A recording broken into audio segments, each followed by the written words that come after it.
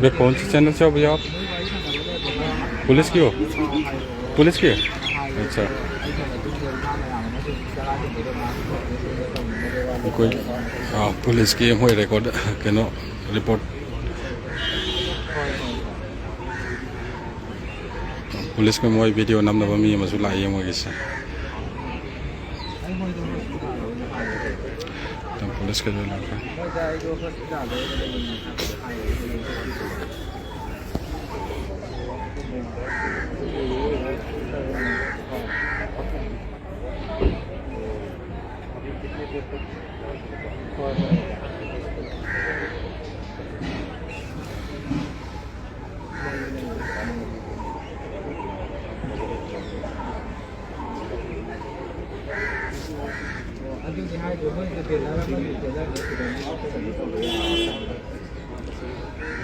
ngakta koi je manung da phama su ya ni ngakta ge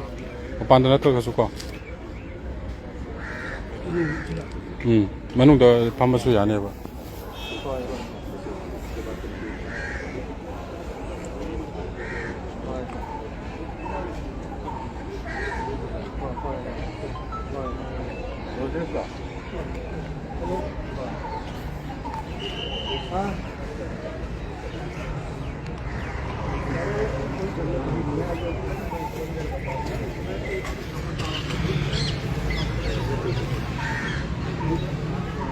ngarang nongdang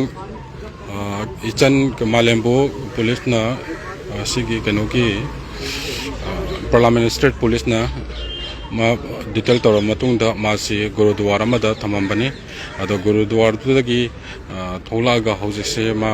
na ai ge haining ba wa lai hai ba gi tamak ta ma je aina wa hai kano tor ga di wa hai ra ga di ai jantar mantar da tar ga di hai jar ro hai ba gi tamak ta police na se jantar mantar da ma je pura ga lae ado mahak ngahak ya adum ngai minasi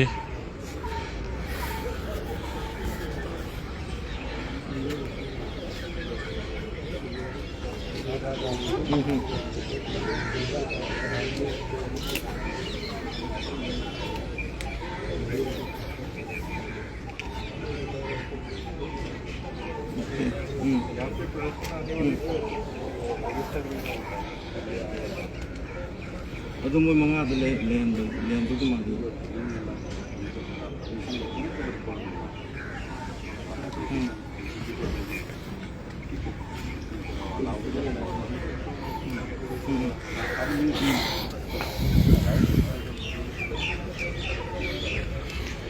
Aduh mau apa kogi dilita lebiri pa ichino khara yoksan bir agati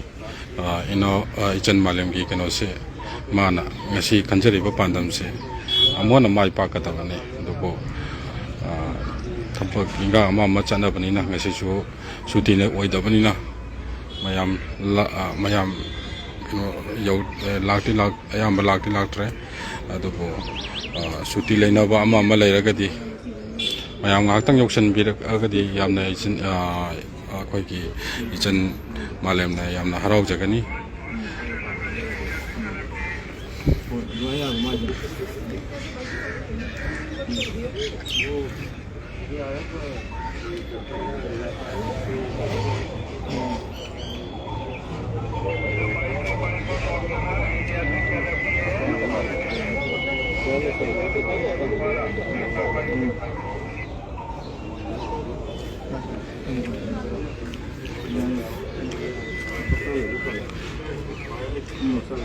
Jantar Mantar से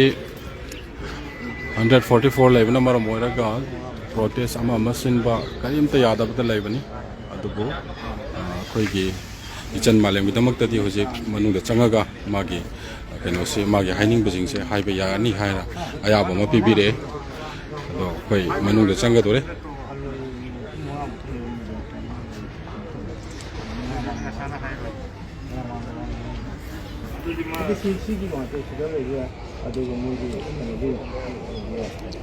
너 만웅도 밤도 이랬을 때 나더라. 만웅도 밤먹어도 파도가. 만웅 밤도 이랬어. 야야 하지디 뭐는 거 봐.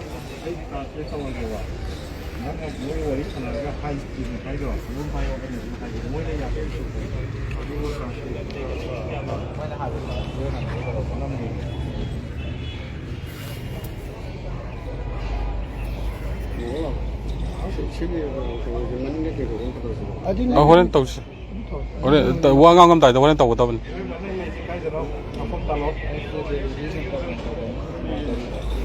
그이노. 아,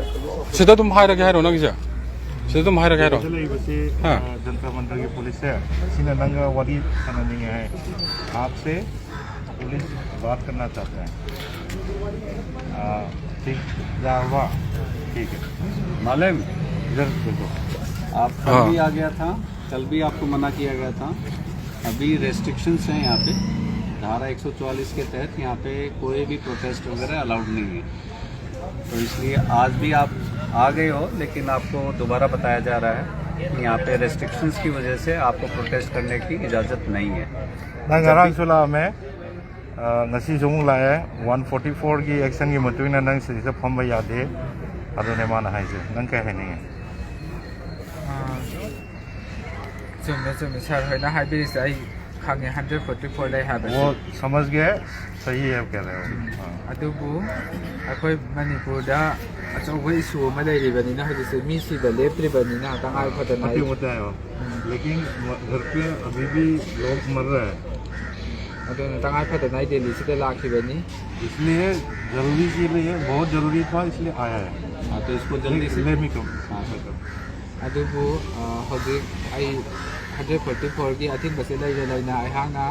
hunger strike की खन जंगसिन जरक बसे ngasiga नुमी मंगानी दि सुजिलाए हाँ ये 144 की situation के साथ साथ 4 बार जगह में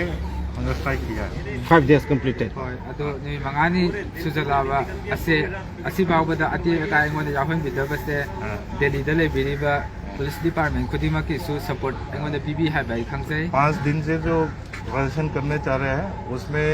दिल्ली पुलिस ने जो साहित्य किया है कॉर्पोरेट किया है उसके लिए धन्यवाद और अदुबु अखोगी कनोसिदी हंगर स्ट्राइक की खंजंग से मखाताना डिमांड फंगदिबाव जंगसिन द बयादबनिना लेकिन वो भूख हड़ताल जो है वो रुकेगा नहीं आगे बढ़ेगा आई मणिपुरदा अमुक आई थोंगना बाई सेम साबा लोइजरे अदुबु आई हंगर स्ट्राइक से मणिपुरदा अमुक कंटिन्यू तौगनी अदुबु हुजिक दिल्लीदा लेरिबा अखोई किसान की इशू अमा लेरिबसे सी हेक लोइबगा 144 लौथोकिबगा आई मखाताना अमुक प्रोटेस्ट तौबा लाकनी तो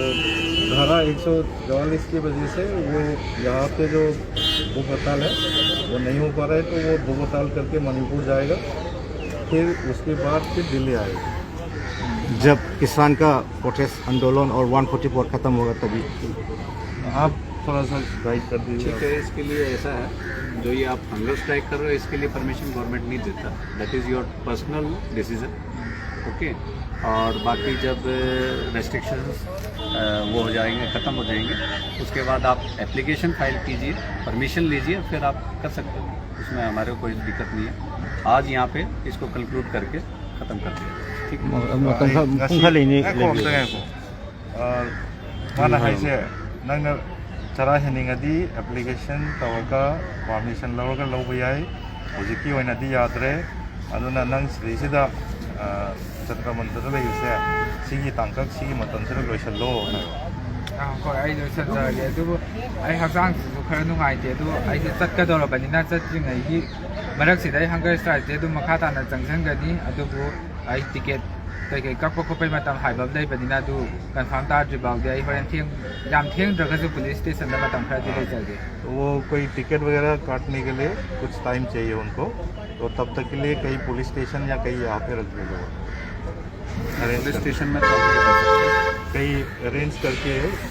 उसका टिकट वगैरह अरेंज करके जाएगा तब तक के लिए जैसे कल जहाँ पे रुके हुए थे वहीं पे रुक जाएंगे कल रात को। हाँ ये गुरुद्वारा में पुलिस स्टेशन में कोई जगह नहीं होता गोरे दादा नंग मतम का की ले लगे साले रोम खंगा अदु दे पाम दे आई याम थिंग द्रगस ngahak tang ले जागे पुलिस स्टेशन दा अदु ना द्रगस ने हजांग नुंगाइ द्रबैना सर होगी मतेंगी हॉस्पिटल तो गुरुद्वारा में तो कल भी तबीयत ठीक नहीं हुआ है, या तो पुलिस स्टेशन या पुलिस की मदद से वो कई हॉस्पिटल वगैरह में रखवा दो, तब तक वो टिकट नहीं, हॉस्पिटल तबीयत खराब है तो हॉस्पिटल में इसका चेकअप वगैरह जो भी कराना है वो करवा देंगे। बाकी रुकने का पुलिस स्टेशन में कोई इंतजाम नहीं होता किसी का भी, बाहर ही रुकना पड़ेगा, वो आप अरेंज कर सकते हो।